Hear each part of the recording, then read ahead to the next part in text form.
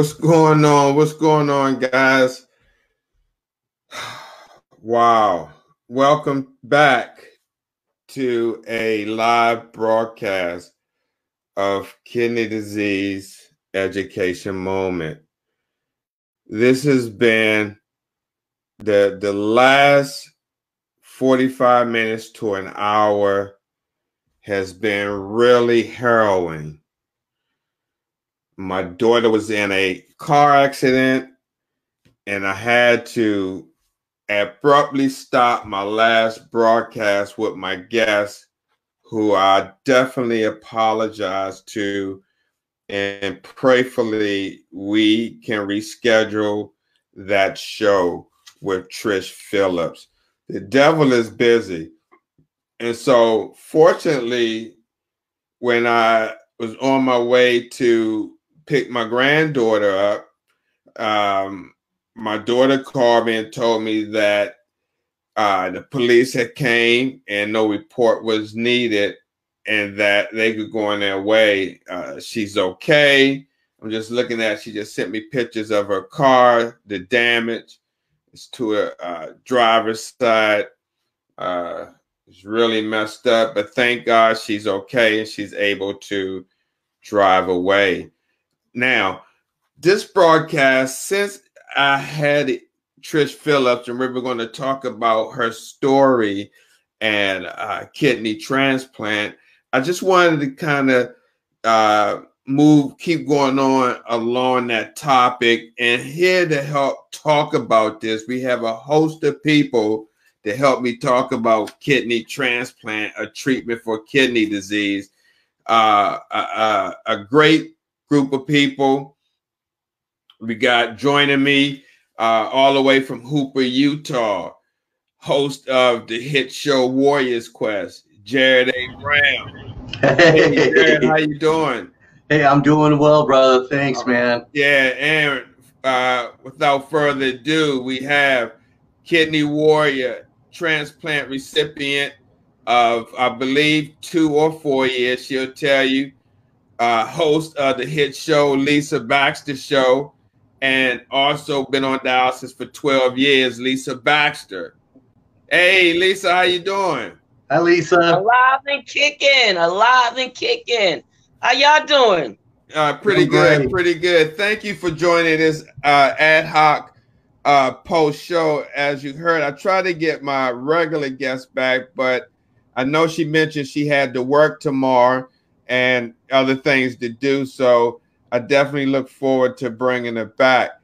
But yeah, I was so amped up in talking with her that I didn't want to let people who are watching this who may be potential donors or may be on the transplant list. So I wanted to talk about kidney transplant, a treatment for kidney disease, because we know it's not a cure, it's a treatment. Now, Lisa, can you just tell Jared and I, what was the journey like for you when you started to on the kidney transplant list? Can you walk us through? Was it a quick process? Was it a slow process? Can you walk us through that process? And was it frustrating? Did you fall in any of the disparities of transplant? Share that story with us. Sure, why not? Why not? Nice. Listen, okay, I was on dialysis a good minute, and I don't know. My family and I, we were all talking about transplants and things like that, and dialysis and stuff like that. Because you know, I had 6 siblings on dialysis, so we was always kicking things around. And what? Wait a minute, you had 6 siblings on dialysis. Well, yeah, I had 6 siblings, 2 aunts, an uncle, and my mother-in-law. All were on dialysis. Wow. Jared, have you ever heard of anything like that? No, man, that's keeping it in the family. Wow. Wow. We didn't want to keep it in our family. We ain't had no choice. That polycystic kidney disease was something else. Mm-hmm. You know, Mm-hmm. it was something else. But my husband and my archbishop, he's an archbishop now, Robert Rochford, they talked me into going on a transplant list. I really was fine on dialysis because I didn't, only thing I had was low blood pressure, calcium deficiency. I had that since I was little. So, you know, I didn't see no need for it because my husband, he was a perfect match. He was going to give me a kidney. He snuck and got on the list while I was getting on the list. He snuck and got, you know, tested for me, you know. So I Mm-hmm. wanted That's a true somebody to be gentleman. healthy in the family, Mm-hmm. you know. But he did it anyway. He was perfect. And then at some point, he developed high blood pressure and couldn't do it. But while all of that went on, I was on the list.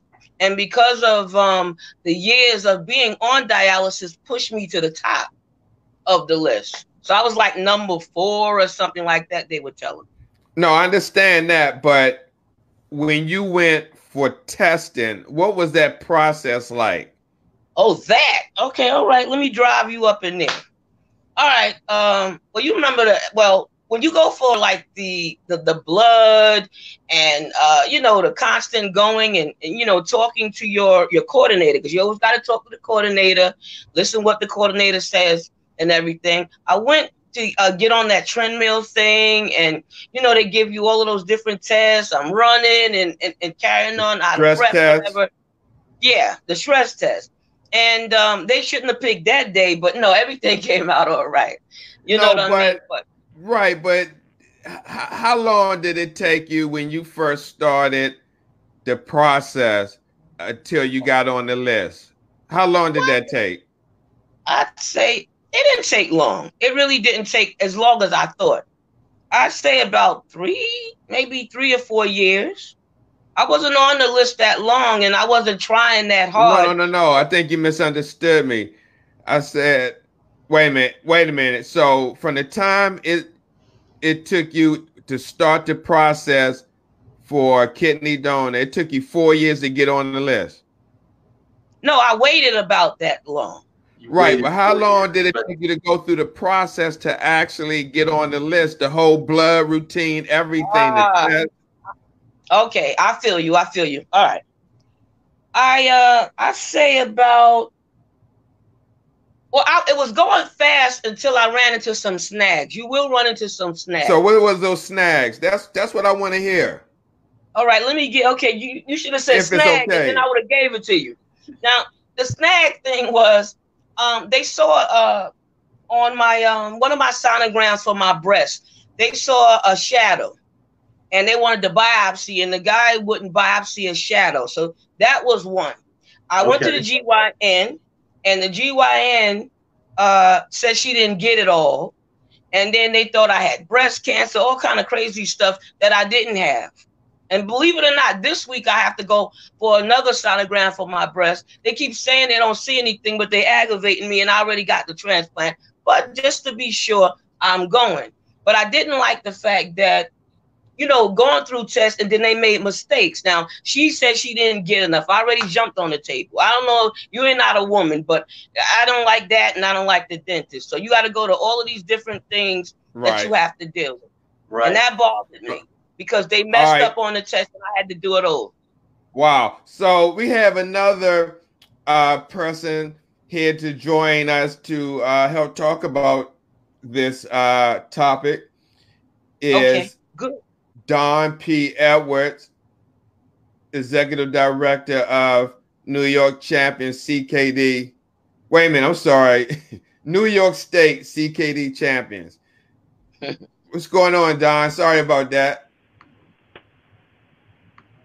How you doing? We can't Oh, hear you. here. Hi, Don. Hi, Dawn. Lady D. Okay, we're having some technical difficulties with Dawn. So as soon as she gets that corrected, we'll bring her back on. So now, Lisa, Uh-huh. so going through those hiccups, how long did that set you back from getting on the list? Okay, let me see.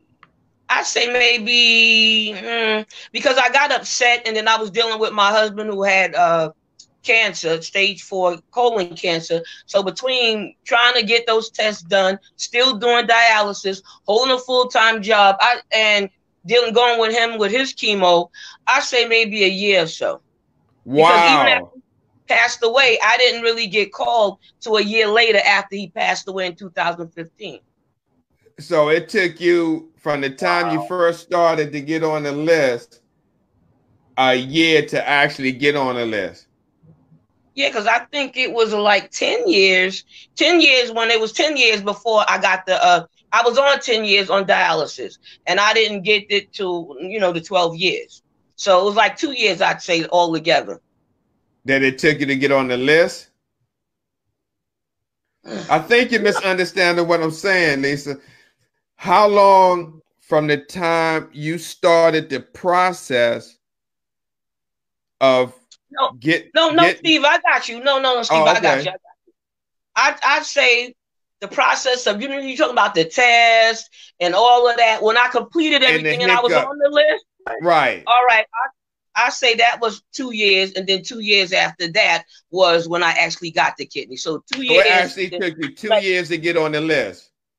About 2 years, yes. Wow.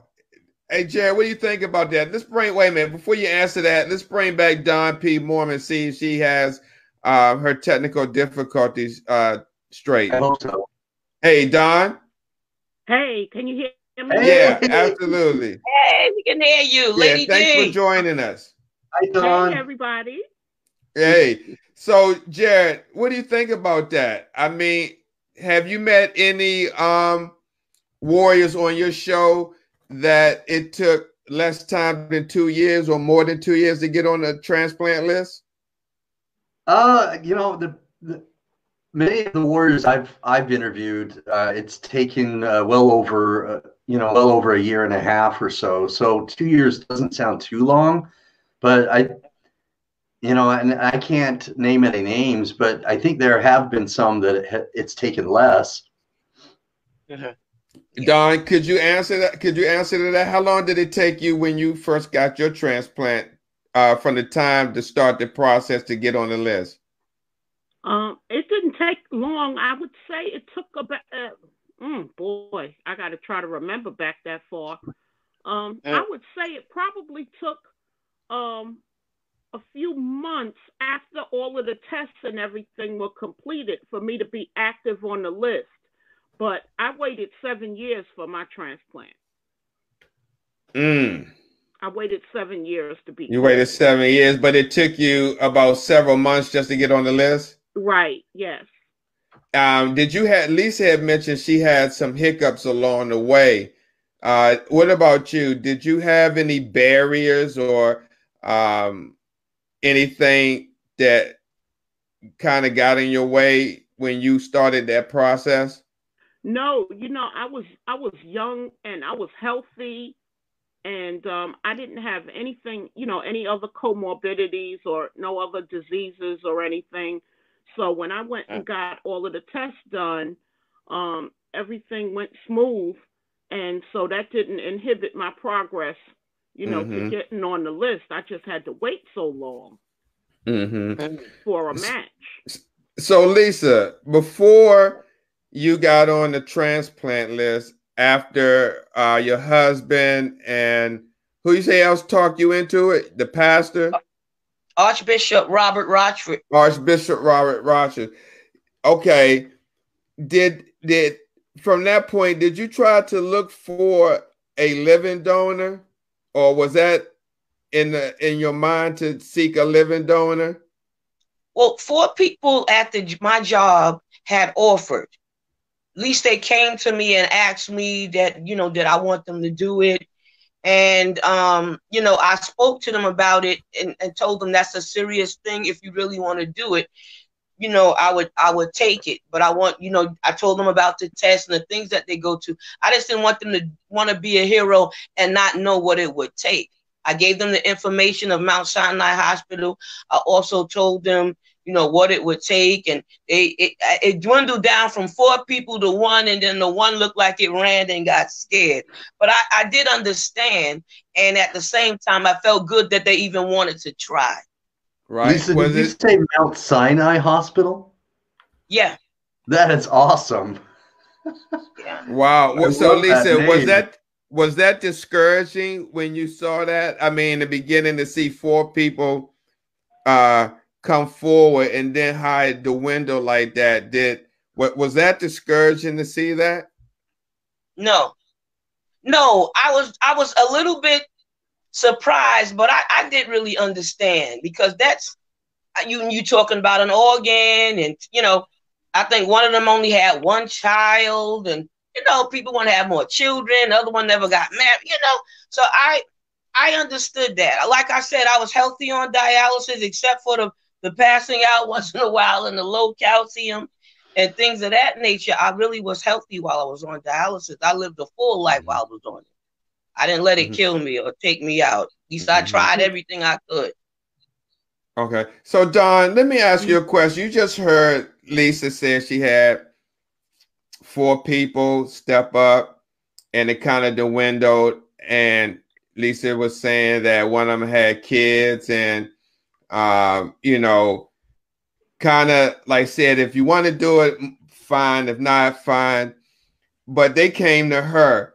My question to you is because you deal with kidney disease as well, do you think some people may impulsively ask someone or say they want to donate uh, Yeah. for that moment, not thinking of the ramifications, and they may not, they may in their, they may have good intentions, but they really don't know what they're exactly saying, and they're getting someone else's hope high and not. You understand what I'm saying? Yeah, Like, so I I'm understand saying, exactly what like, you're the saying. people. Do you feel, Lisa? Do you feel like the people just said that to say it? Did they have good intentions to go all the way through? And is that Yeah. common, Don? It's Yeah, common in I my think opinion. generally speaking that people have good intentions, Yeah, they but do. I mean, like Lisa said, this is a major surgery. This is a part of your body. There's so many other parameters that that you have to consider Yeah. before going through with the surgery. I mean, people don't know that if you have hypertension or if you already have diabetes or if you're overweight or something like that, they don't know the barriers to donating. And I think Mm-hmm. that once people offer and then they find out, what it all entails, I mean, you have to be understanding if somebody decide after finding out, Yeah. what the after effects could be, that they would possibly get frightened or back down or whatever. Mm-hmm. Yeah. Yeah. So you have to understand that, and Yeah. especially in the African American community. I mean, we're already predisposed to hypertension, diabetes, being overweight. A Yeah. lot of people have those sickle cell traits, lupus. We have these chronic diseases already, in our bloodlines and whatever. And once you already have these things, you're no longer a candidate to donate. So So Yeah. let me yeah. ask you this question, Don. Mhm. I have literature in front of me. Okay. All right, that says transplanted kidneys can last 12 to 15 years on average. During this time, dialysis is not needed. It can feel like a return to life before kidney failure. With that being said, I know you had a rejection with your transplant. Right. Now, that's under the 12 to 15 years. My question is, do you think some of this literature over embellish the transplant experience and not really giving the full details? Well, I always said that the literature that you read and the little movies or whatever that they show you and videos that they show you about transplant, they want to encourage the patient to go forward with the operation. we all know, like scientifically or statistically speaking, quote unquote, that a kidney transplant is the best treatment option for kidney failure. Okay, that's a given. However, everyone is different. Every individual is different. And just like Yeah. they say, you said the literature said it can last 12 to Mm-hmm. 15 I years. emphasize can. Right. Just like you Yes. said the word can, that also means it cannot. So Mm. you have to all you got to read between the lines, and you have to really interpret what it is that you read and you hear and ask questions. Now, I got my transplant and it wasn't a great experience for me. I'm an individual and I have plenty of friends that are doing great with their kidney transplants. They've had them for 10 years, 8 years, and after 6 I had problems at the very beginning and I had problems, going along. I had several rejection episodes. So it's not to discourage anyone, but I just feel like the whole story must be told in order for someone to Amen. be able to make an informed decision about what they Yes. want and what's best for them. Because Yes. once Yes. you get Yeah. that organ and you go through all of that surgery and recovery, and it's not what you thought it was going to be, or it's not all that it was cracked up to be, it's very discouraging and very depressing, Mm-hmm. especially when you go through that episode and you have to go back on dialysis. It's Mm. absolutely My devastating. God. Mm-hmm. It's My God. absolutely devastating when you have to return to dialysis. So Right. I just really think that we have a responsibility, not only for moral standards, but just for education's purposes, to Yes. give them the whole story, that you can have rejection episodes, and rejection episodes are frightening, but in most cases you can recover from a rejection episode. It doesn't have to be a chronic rejection. You want to Yes. give people hope, but you want to tell the That's truth, right. because a Mm-hmm. lot of people become disillusioned with the whole transplant experience, and they hear these horror stories from patients that didn't have a good experience, and they say, well, later for it, I'm not going to do it at all. And that's not Well, a good attitude either. You always want to give it a try because you know yeah. that it's the healthiest choice for you, but you want to go in with your eyes open. Mm-hmm. I heard Mm-hmm. I heard many horror stories. I was surprised I still went through with it because I heard a lot of horror stories and stuff like that. And the person asked, "Take it back out." You know, I mean, I have a transplant, and I am not sorry that I got it. I wasn't sorry that I had a dialysis experience, even though I got tired of being on dialysis.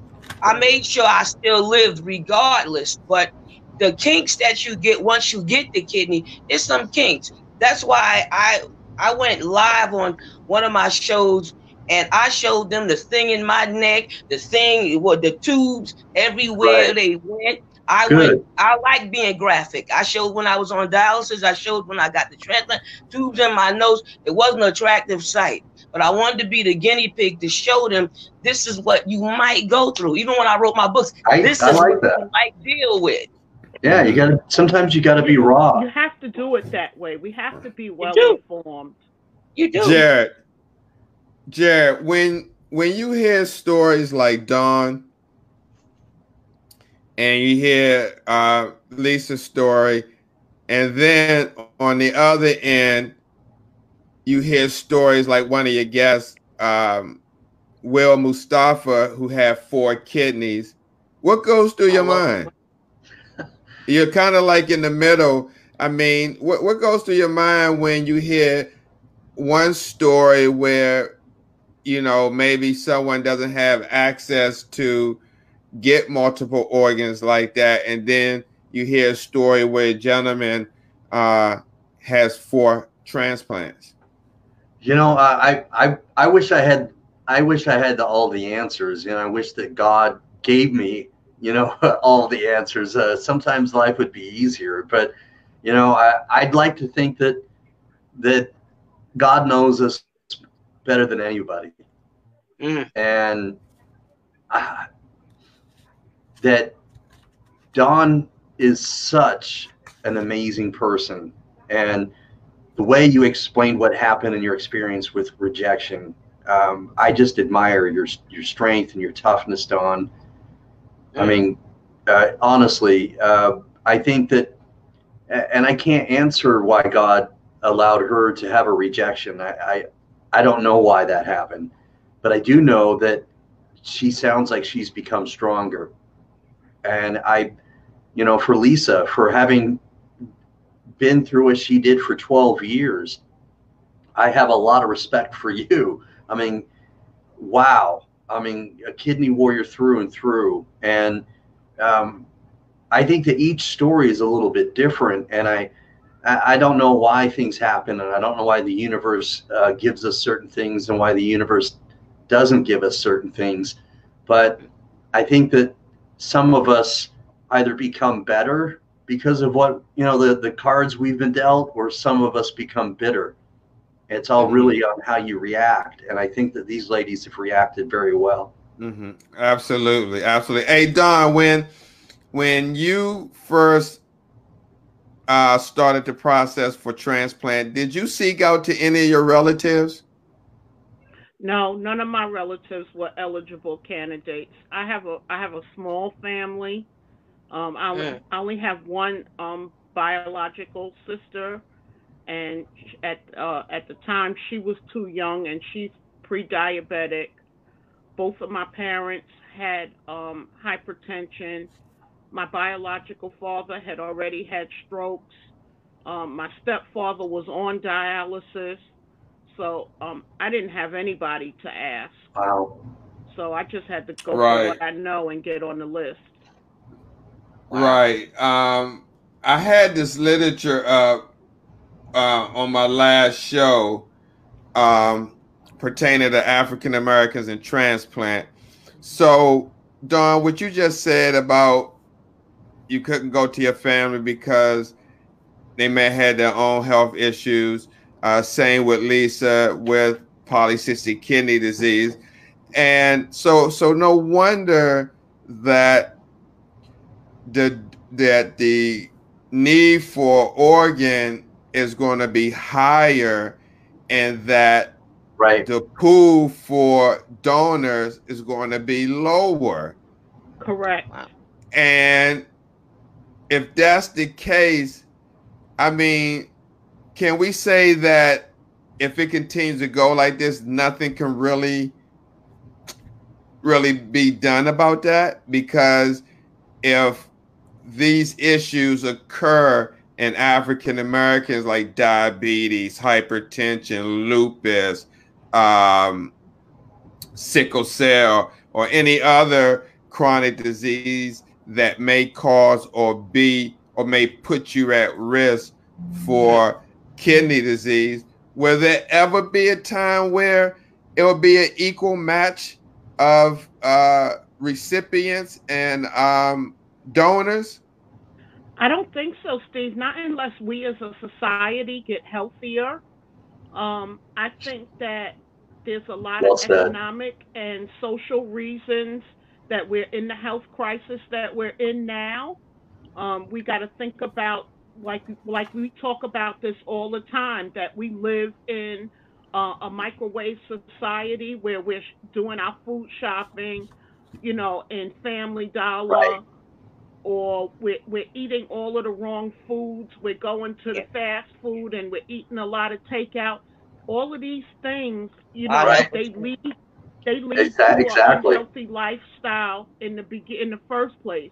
Unless we go back to the way that it was when our parents were growing up, where we had dinners at the table at home mm. and we grew our own vegetables in the backyard, or when we go Yes. back to that wholesome type of Amen to that. society that is long gone, we're all going to be predisposed to these chronic illnesses, and it's only going to get worse unless the the quality and the standards of the foods that we eat improve, or until we as a people decide that we're not going to put this stuff inside of our bodies anymore. Yes, that's so true. Lisa, yes. Do you know where your transplant kidney came from? Did you know the donor or ever met the donor's family? No, I didn't meet the donor. I knew it was a lady that had a heart attack, and her son gave me the kidney, and I was only able to write a letter of thanks to them, and that was the most that letter. I was so glad to be able to write it. I wish I couldn't meet them. I wanted to and wish I could, but if that was the only way I can thank him, I took my time, and I had to really give him that thanks, because I thought that was a beautiful thing he did. You know, sometimes it's hard giving somebody else your family's. Right. Let me ask you this, Lisa. Do you know the race of the donor? You know, I might have known it. I don't know. I've been so busy and running around. I just know it was a woman with a heart attack. I assumed they were African American, but I'm not really sure. I think I do have it written somewhere in the house. I know my donor was Caucasian. She was a medical student at the hospital, and she caught a bleeder on the brain and died instantly. Wow. She was a young white woman, and we were a 5 out of 6 antigen match. Wow. And so they, it was a great match. So we would have thought that that my transplant would have went better, but it wasn't the kidney that was my problem. It was the medication that caused my complications. Wow. Lisa. Wow. Lisa, when you hear stories like Dawn, or you're in one of the transplant groups and you hear maybe someone saying they're in the hospital because they're going through a rejection episode or something's going on with their transplanted kidney, does that thought ever go through your mind or stay in the back of your mind that you hope this don't happen to you, or you just keep it moving like everything is going to be all right, and that's not even a thought that even comes into your mind? Well, I think when I first got it, I had different thoughts, but I just trust God. I pray and I trust God, and I think it'll be with me to the duration. That's where my faith goes with it. But I always try to prepare for everything, and sometimes you might not be as prepared as you think you are. Right. Can I say one thing, Steve? Sure. Well, maybe. I'm a donor. I'm a donor. If God forbid anything happened to me, I'm a donor. And maybe if more people found out, even if you were on dialysis or had a transplant, the rest of your organs are good enough to be a donor, maybe we might have more people on the list. Very true. She makes a good point. Wow. And one last thing, or not the last, but the thing I want to say is I like this experience having the transplant, but it wasn't always easy, having the things that had to be taken out of, stuff taken out of your neck, and, catheters in here and there, and all kind of holes, every hole you got kind of thing. That was really hard. And even having the stent hooked to your bladder because you haven't urinated in a couple of years, and then you had to do it, and then they had to take it out, kind of thing. But I think the biggest thing is that the fact that you can have the transplant a lot of years and it goes successfully, and then you find out either you don't have insurance, you lose insurance, or the people don't back you, they change their mind after you went through all of that. I probably wouldn't have never, ever, ever, ever, ever bothered, because I was fine on dialysis. I really was.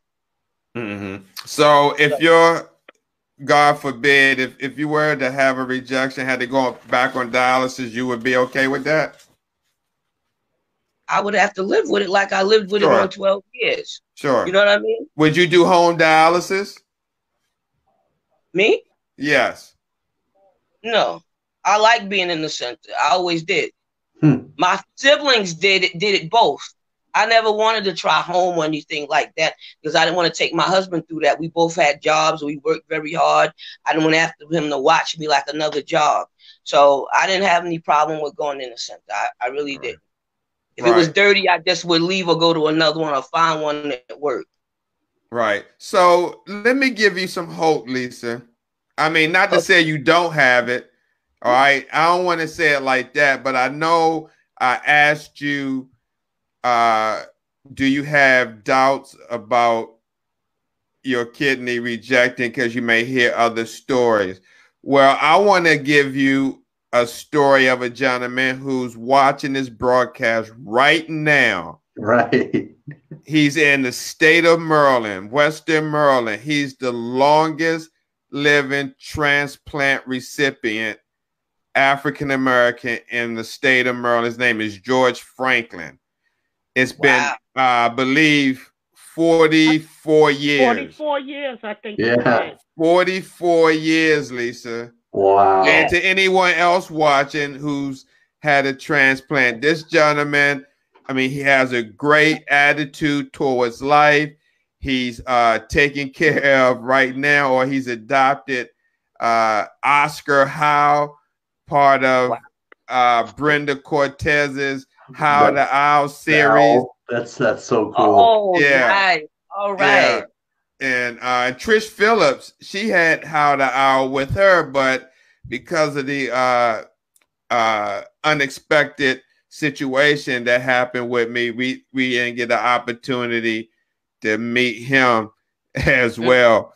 But Lisa, I just wanted to say that the show and to everyone, I mean, everyone is different. So just because someone else may have had experience doesn't mean, you know, someone else is going to have the same experience. Just like Chef Javon, I guess no one would believe that he said he doesn't take his transplant medicines no more. And it's been maybe 9 or 8 or 10 years, something like that, without any transplant meds. And he swears by it.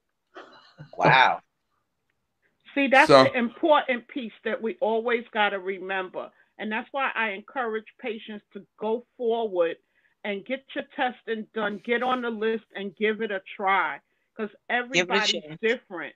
You want to always prepare yourself for the worst, but you pray for the best. And there's always hope. There's so many of us doing well, you know, and you just got to try, because there's no such thing as the perfect treatment option. There's risk involved with transplant. There's risk with home dialysis, and there's even more risk with in-center dialysis. So, and that's the one that everybody's doing. So, my sister's still doing it. Right. 22 years. Yeah. So we always got risks involved. Jared, you do the hit show Warriors Quest every Wednesday from 8:30 p.m. Eastern Standard Time till about 9:30 p.m. Has anyone reached out to you? Because I know we talked and you said many warriors reach out to you and just share many things. Have anyone reached out to you and said that they weren't a candidate for transplant and they have to be on dialysis for the rest of their life? Well, I do advocate for somebody currently who was communicated by their doctor that they couldn't be on the transplant list, and it's because of her, as far as I understand it, because of her age. And so I'm not sure if she tried to get a second opinion from another hospital, maybe they look at it differently. But right now I do advocate for somebody who is not on the transplant list, and the doctor has told her that if she wanted to have a transplant, it'd have to be from a living kidney donor. Really? Have you ever heard of such thing done? I can't hear Jared. So could you give me a little recap? So what Jared said was he's advocating for someone who's not on the transplant list. because of their age.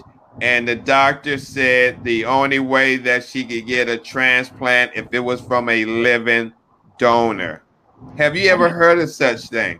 How old is the patient? Because different hospitals have different criteria. I know that I always tell patients, if one hospital tells you no, you go to another one, because they all have different protocols and criteria. Some people do have a 75-year-old age limit, but other Yes. hospitals don't. They'll give you another elderly person Right. kidney. If Yes, you're I if heard of you're that. over, if you're over 75, then you get another older person's Yes. organs. So it all Right. depends on the protocol and the criteria of the institution. Wow. Yeah, and it's not very Yeah, so you gentlemanlike never to give up ask though. a If woman's one age, place so I've says never no, asked her another age. place will say yes. I know people who are overweight and Mm. they couldn't make the Oh yeah. criteria. They had to lose weight, and then Yeah. another institution said, "No, we'll take you like this." Wow. Yeah. Wow. Yeah. Have you ever heard of that, Jared? No, I haven't, but and I'm not sure what her age is. It's I've probed a little bit by asking questions to try to gain some perspective, but she may be 76, but Mm-hmm. that's the idea that I get, because she says that the doctors the doctors talked about the next 2 or 3 years, and so I think she may be around 76, and so Mm-hmm. that that's what the transplant hospital has that's what her nephrologist has said to her. So I'm not sure if she sought a second opinion, like you've said, Dawn, that maybe she'd get a different opinion, and maybe she'd Yeah. be able to maybe find different information. It's interesting to hear that.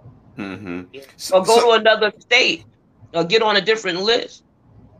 so Don, go We're ahead, lucky. Don. Go No, ahead. I was going to say we're lucky in New York and some other states. We have like 5 or 6 different transplant facilities, Yeah. within our state. But some states only got one. That's So true. but Some but state you got got to one. you just got to get out there, go to another one. Mm-hmm. One person's no is somebody else's yes. Mm-hmm. I ain't mad at you. So Don, you've been involved in the kidney disease field for what, almost 30 years now? Yeah, I've been in the game for 27 years with kidney disease, and I've been advocating for 25 of those years. Mm-hmm. Now, why do you think that there's not much talk about preemptive transplant in the African American community? Well, first to commence, I think that one of the things is we kind of do that to ourselves because we don't go and seek out medical advice early. We find out Mm. that we have kidney disease in the emergency room. And so preemptive transplant is out of the question at that point. To those of Wow. us who do find out that we have kidney disease in stage 3 and stage 4, if we continue to follow up with the physician and we educate ourselves, you'll find out about preemptive transplant. But it's just not something that's readily made available to us, for, again, here we go with the socioeconomic, reasons. People don't go to the doctor until they absolutely have to. Mm. And a Mm-hmm. lot of us just find out it's just too late. Mm-hmm. So I Mm-hmm. think that if we start taking better care of ourselves, we go and get those checkups. When you hear Please. something is a little off, follow up. If they say you need to see a kidney specialist, don't just go home and say, "Oh, he said I need to see a kidney specialist." Call the kidney specialist, and Yeah. and find out what's going to take the next step. Mm-hmm. So, I don't want to blame it on the man or, people is holding us back, and I'm not doing all of that. I'm saying that we had to take responsibility, Yes, and make our health important to us. Mm-hmm. you do. Jared, You do. you come with a different perspective. You're the brother-in-law of a kidney warrior. How she's doing, Alma? Yeah, she's doing great.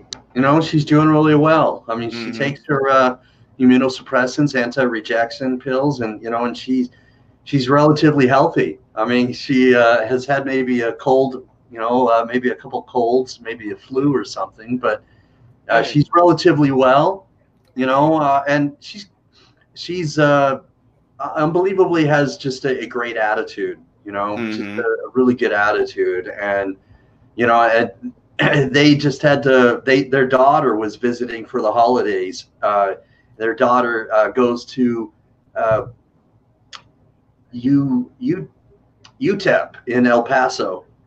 Paso, Texas, because they own a home in El Paso, Texas. Even though they live in Abu Dhabi, they own a home in El Paso, Oh, that's Texas. awesome. And speaking Yeah. of that she's in Abu Dhabi, how hard was it for her with her transplant journey and getting on the list? Did she run into any complications, being that she was in Abu Dhabi and I guess her transplant hospital was in Boston?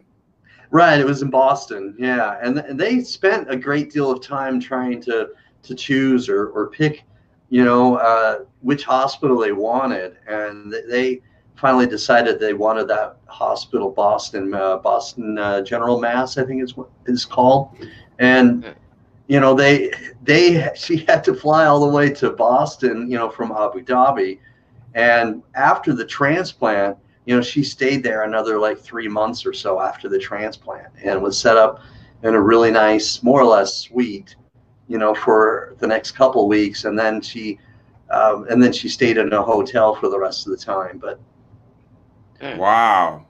That's awesome. That's yeah, I mean, awesome. she, she's very careful. She's from Ethiopia. And so Mm. she has a really good diet already. She eats really well, so it's been a better transition for her than maybe other people, she just because of the kind of food she already tries to eat, and the foods she already tries to prepare. Mm-hmm. And she does a great job. She really does. And the really cool thing is that you know she's just an inspiration. She really is. It man, I every time I think about the story, I get really emotional. I really do, because she's one of the most kindest, one of the most sweetest women you'll ever meet. And Wow. you may not meet her, ladies, because she's very private and she's Yeah, not I really on heard. Facebook that much. But if you Mm-hmm. look her up, it's AMLE, Amel Brown, and it's my twin brother's wife, and she's just really sweet, from Ethiopia, and just one of the kindest, sweetest people you'll ever speak with. That's awesome. Don, Yes. I got some literature in front of me, and I just wanted to ask you your opinion on this to see if the process is this simple. So the literature says the process to get a kidney transplant usually looks like this. Talk to your kidney doctor. They'll help you figure out if a transplant is a good fit for you. 2, your kidney doctor can help you get a referral to a local transplant center. 3, the transplant center will evaluate if you're a good fit for a transplant.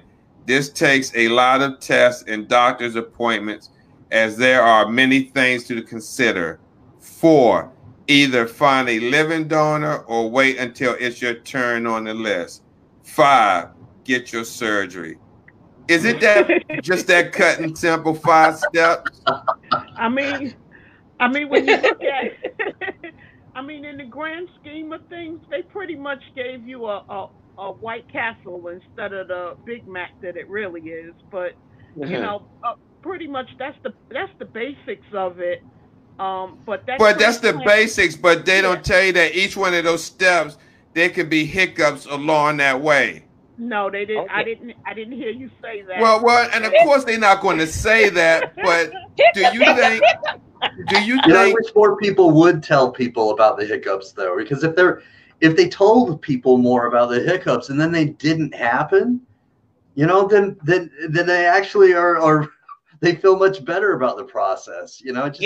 Because they said step 4, either find a living donor or wait until it's your turn on the list. Now we got more than 100,000 people on the list. There you go. Right. There you go. And they're talking about wait your turn. And then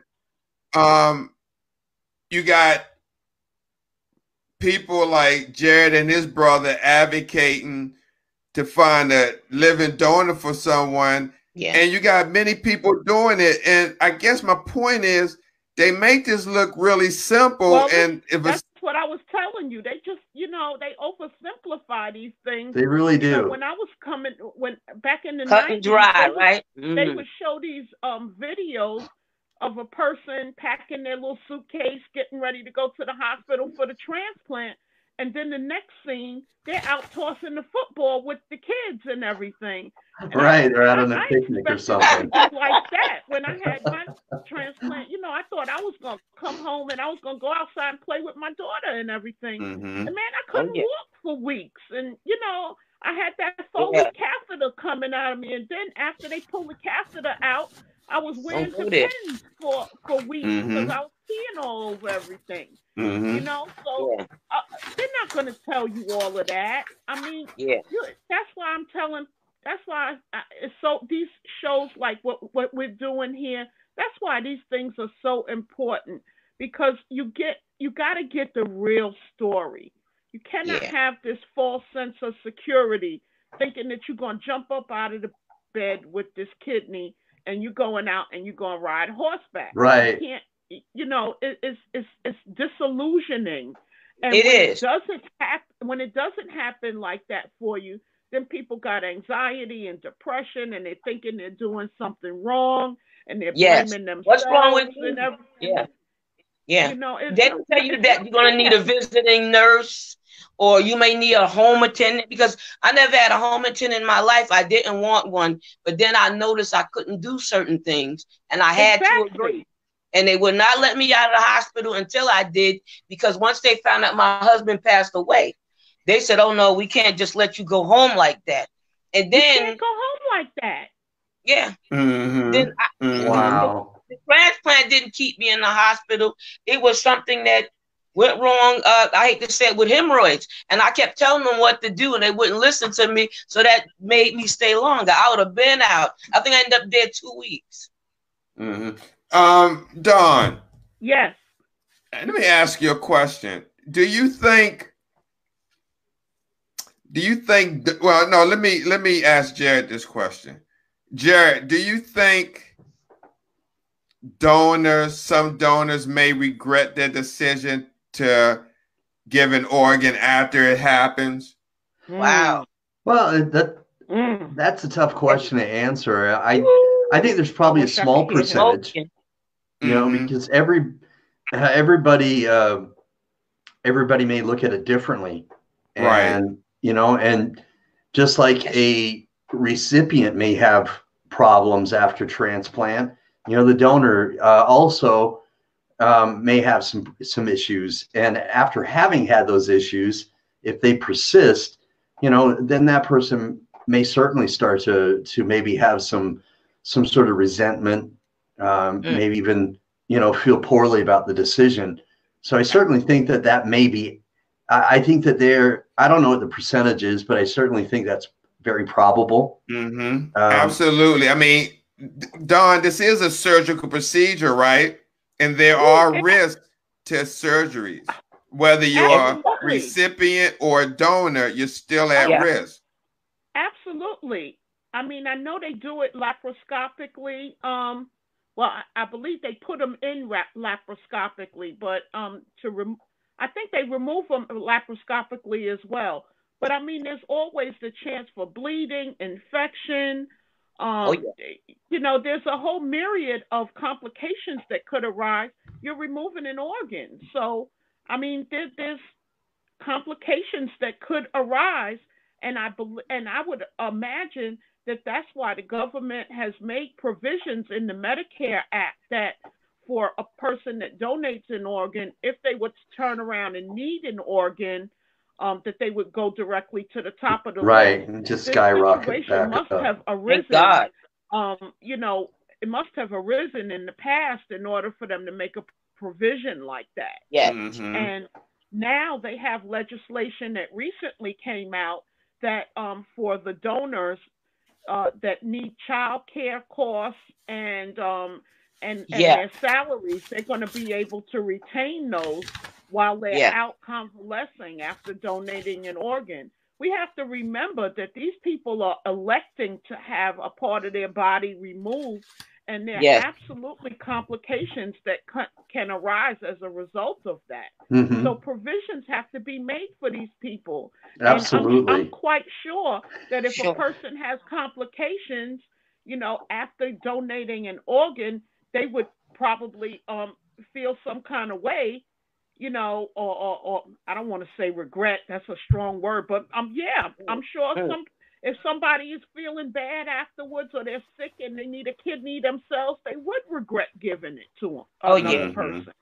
Because something negative came out of it. That's human nature. It is. People have emotions, and some emotions just may sway that way.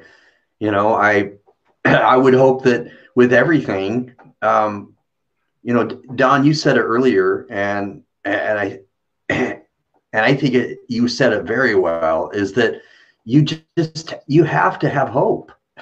You know what I mean? And even if something bad happens as a living donor, I think that you still have to have hope, and you have to learn from whatever it is that happened and just move forward, and just learn from it. Keep going. You just have to continually have hope, because man, what kind of world would it be if we didn't have hope? Absolutely. Yeah. So Don, as we about to close this broadcast out, we've been on an hour, and I thank you guys for coming on and discussing this very important topic. But Don, as a kidney disease advocacy community here on Facebook, where do we go from here with kidney transplant? I think that we have a responsibility as advocates to collect as much information as we can from whatever resources that we can get information from. And we have a responsibility to the patients that trust us and believe in us to give them the truth. The truth. I think that we should always encourage people to make the right decision for them, to always consult their care team, to have a good relationship with your care team, and to ask questions. Don't just accept whatever's given to you. Ask why, and ask as many questions as you need to until you feel satisfied with the answers that you get. And we just always have to remember that we're servants, as advocates and as people who are in the forefront broadcasting information to people. People depend on us to give them the whole story, to give them the correct information, so that they can go back and ask their care team questions, so that they can make the right decisions for them. And that's my motto, and that's what I try to pride myself on, giving the best information that I have. And if somebody asks me something and I don't know, I'm going to find out, and get back to them on it. Because if somebody asks you a question, it's because they trust you and they trust your counsel, and they want to know the answer. And that's what we're responsible for. It may not be in the prettiest package, or it may not be what they want to hear, but we are responsible for giving the patients the whole story. So Lisa, where Where does the Lisa Baxter Show go in 2020? What can your fans look for pertaining to kidney disease information and advocacy? Well, I would say that they can definitely look forward to more resources. More Nice. resources to help them, more resources to get them where they need to go. You know, because you can't just live with this disease or this issue. You have to do something about it, and resources is needed. Okay, my Absolutely. kidney has failed, but I'm hungry at the same time. Which way is the food? Which way, you know, which way is the rent? Help me pay my rent. I'm not working right now. I'm unemployed and I'm on dialysis.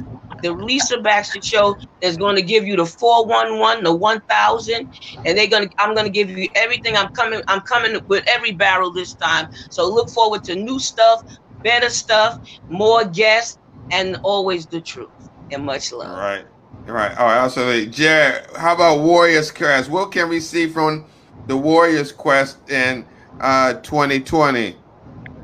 Well, you know, I'm going to continue to try to have as many guests that are looking for a living kidney donor as possible, and I'm to continue to give people hope, continue to make sure that their story is told, so that we can, you know, hopefully hear not only that Jared and Jeff have helped somebody find a donor, but I'd love to hear that Warriors Quest, that somebody's watched a broadcast from Warriors Quest that has led to somebody, you know, wanting to donate to somebody. And so that's my hope.